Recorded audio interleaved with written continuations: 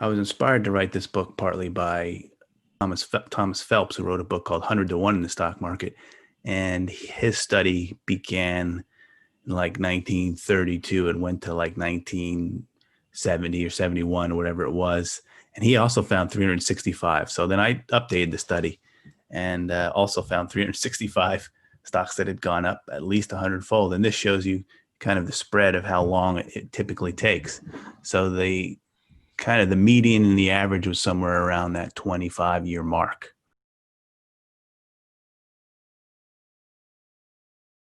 So the coffee can approach, it comes from a money manager named Robert Kirby, wrote in 1984 for the Journal of Portfolio Management.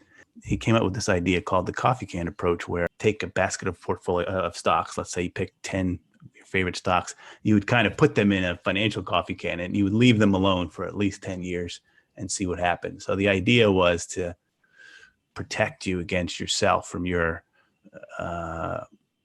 your propensity to trade and sell at wrong time. So if you take these 10 stocks and leave them alone and see what happens, odds are you'll probably do pretty well. And it depends, of course, what you put in. You have to be careful and thoughtful about what you put in, but it's a really good investing exercise and a way to help you hold on to your stocks for a long time.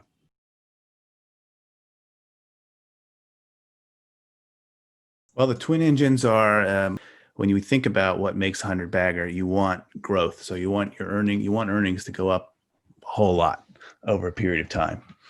But it also helps if you buy these companies at lower multiples. So just to say, you bought something that has that trades at 10 times earnings.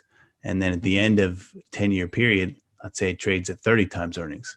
So there, that can really help you get to that 100x if you have an increase of earnings and also an increase in that multiple. You can get there a lot faster. So as you have it here, the growth and the PE expansion combined can really turbocharge your returns.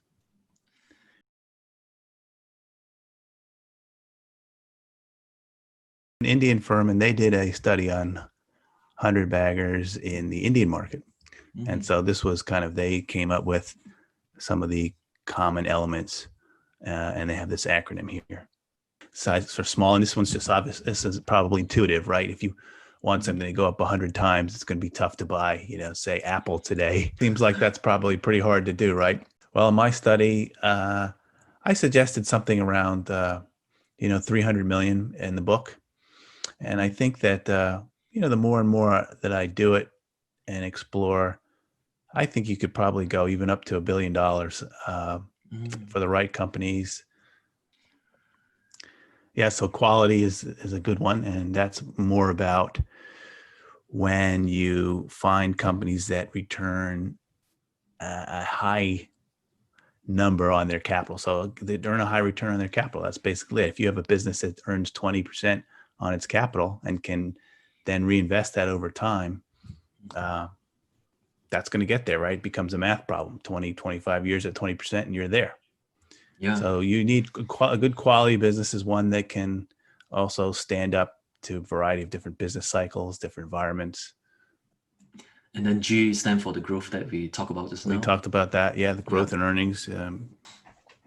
Well, longevity. I mean, you have to think about a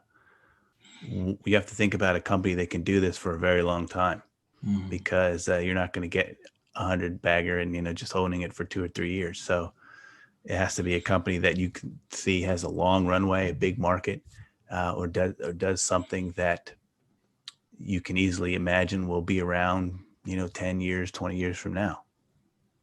So a lot of these are kind of intuitive, but they could have fit together. And then there's price, which we talked about.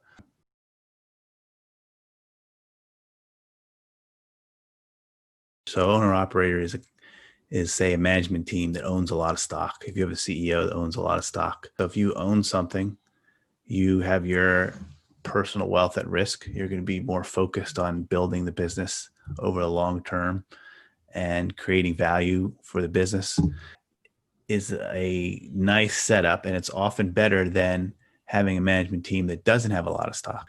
I love to invest with owner operators. You think about some of the 100 baggers that are that are in the book, a lot of them had some sort of entrepreneur or name behind them. And we mentioned Apple. You think about Steve Jobs, usually some personality behind it that got it going.